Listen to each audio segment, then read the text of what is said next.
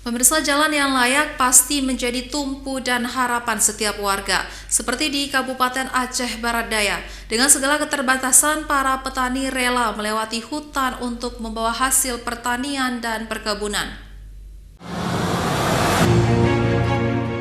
Kabupaten Aceh Barat Daya merupakan yang terkenal memiliki potensi pertanian dan perkebunan. Salah satunya adalah perkebunan jengkol dengan cita rasa terbaik di Indonesia. Namun perkebunan jengkol milik para petani ini belum mampu meningkatkan perekonomian warga, meskipun telah mendapat sertifikasi dari Kementerian Pertanian Republik Indonesia. Ketiadaan akses jalan penghubung membuat para petani kesulitan untuk membawa hasil pertanian ke kota. Hal tersebut sudah berlangsung sejak puluhan tahun lamanya.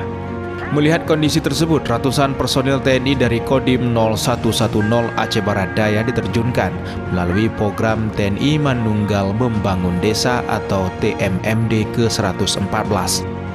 TNI bersama rakyat difokuskan untuk membuka dan membangun akses jalan baru sepanjang 2.180 meter di kawasan perkebunan Desa Kai Aceh, Kecamatan Lembah Sabil, Kabupaten Aceh Barat Daya. Terima kasih pada MD yang telah membuat pembangunan di desa kami, Desa Kai Aceh, Dusun Obreng Gading.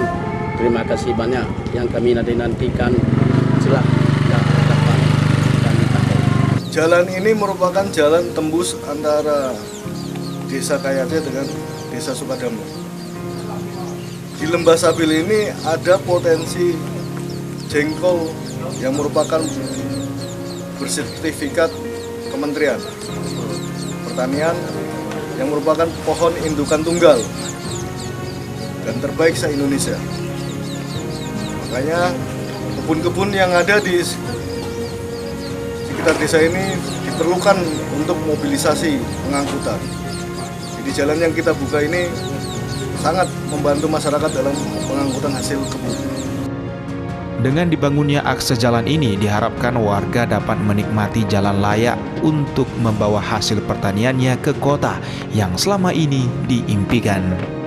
Selain membangun jalan, TNI juga menyasar penyuluhan kepada masyarakat seperti penyuluhan pertanian, bahaya narkoba, dan kesehatan.